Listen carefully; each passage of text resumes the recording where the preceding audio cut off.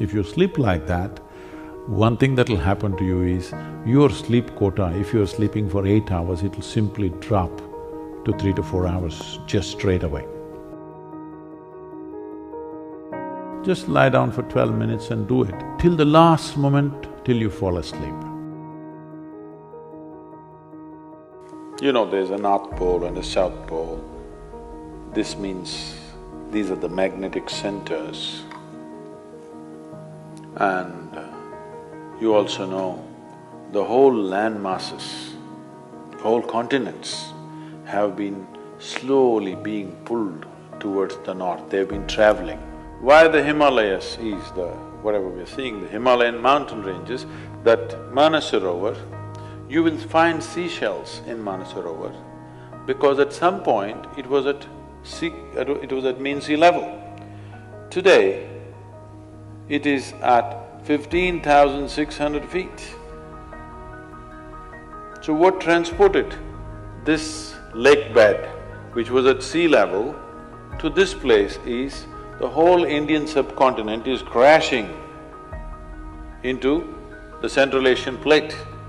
And this is why the Himalayan mountains are still continuing to grow. This is just piling up, it's just a crash.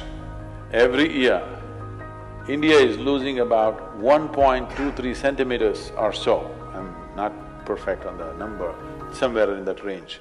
Every year, India is losing about 1.23 centimeters or something because it's crashing into the Himalayan range and it's piling up. Because the magnetic pull of the North Pole is slowly pulling all the land masses upward. So such a huge magnetic pull where the continents are moving up, that kind of magnetic pull is constantly in enforcement across the globe. Suppose you had a little bit of anemia, if you went to your doctor, what does he prescribe for you?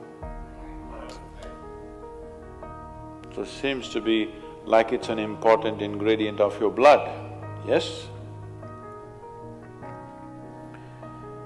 So if iron is floating around in your blood, and if I put a very powerful magnet to the top of your head, it is possible that slowly blood may start moving in that direction, isn't it? Let's say if it's a very, very powerful magnet, it may start slowly pulling it up because there is elements of iron in the blood. Your body is designed like this, that your heart, which is the pumping station of the circulatory system, is 3/4 of the way up, not halfway down, because it is difficult to pump against gravity, easier to pump towards gravity, so it's placed here. Generally, all the pipes that are flowing down are larger ones, what is going up are much finer ones. As it goes up here, they're almost hair-like. So minute that the circulatory system in your brain is such that if one extra drop enters there, hemorrhages will happen. People have strokes. So now you were like this, now you went like this. Already there is a little bit of imbalance in the system because heart was pumping, calculating the gravitational resistance. Now suddenly there's no gravitational resistance, you became like this, and now you put your head towards the north. Slowly, it gets pulled towards your brain. So one thing that could happen to you is you could have disturbed sleep. If you put your head to the north and sleep, you could have disturbed sleep, all kinds of dreams happening. If you are in your old age, it is possible that you can have a stroke or you could just die in your sleep. It's very much possible. Not that if you sleep one day you will fall dead. Every day, if your bed is arranged that way, that every day you're sleeping, put your head to the north, you are asking for trouble. Some kind of trouble, we do not know what kind of trouble you will get, that depends on the strength of your system. If it is weak, very weak, you may fall dead, or you may get a stroke, or you may just get disturbed sleep, you may just have nightmares, or during the day you act funny.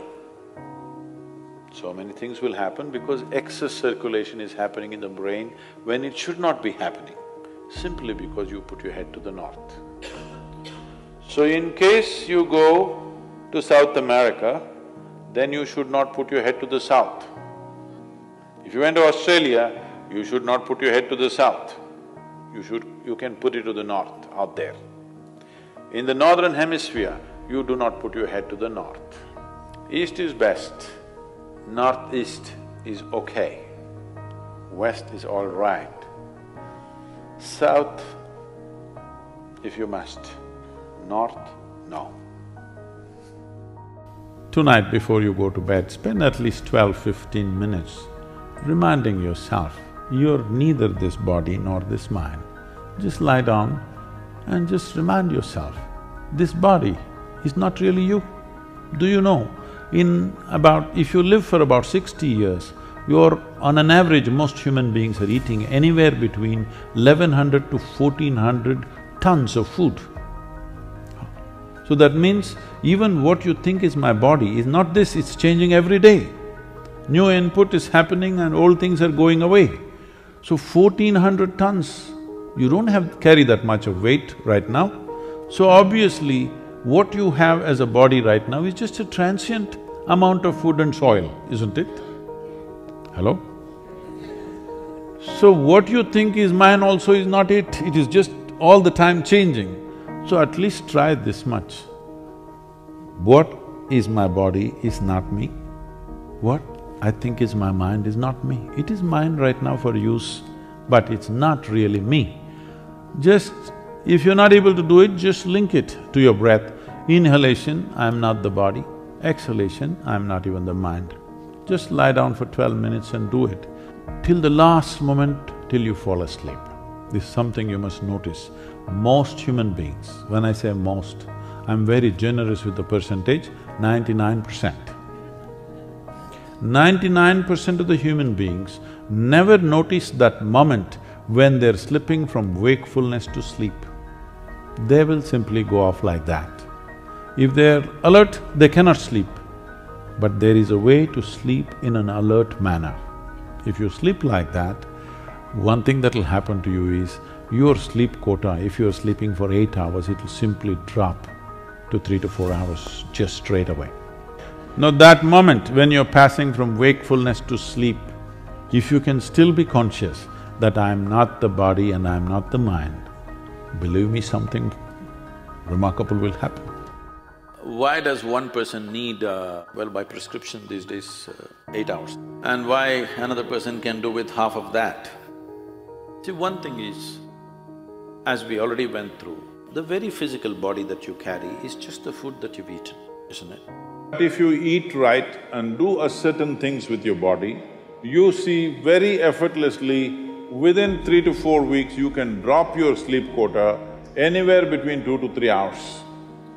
1.5 to 3 hours very easily you can drop if you just eat consciously and just learn to sit properly, just the posture, your geometry of the body and what goes into the system. If you just manage these two things, you will see sleep quota will just come down like that. At least 40 to 50%, the food that you eat must be alive. You eat dead food and you want to live, this is a little difficult thing to do, because you have to raise the dead now. But if you eat live food, one thing you will see is the state of your mind, your focus and your sleep quotas, and above all, staying awake is not good enough, you have to stay alert, isn't it?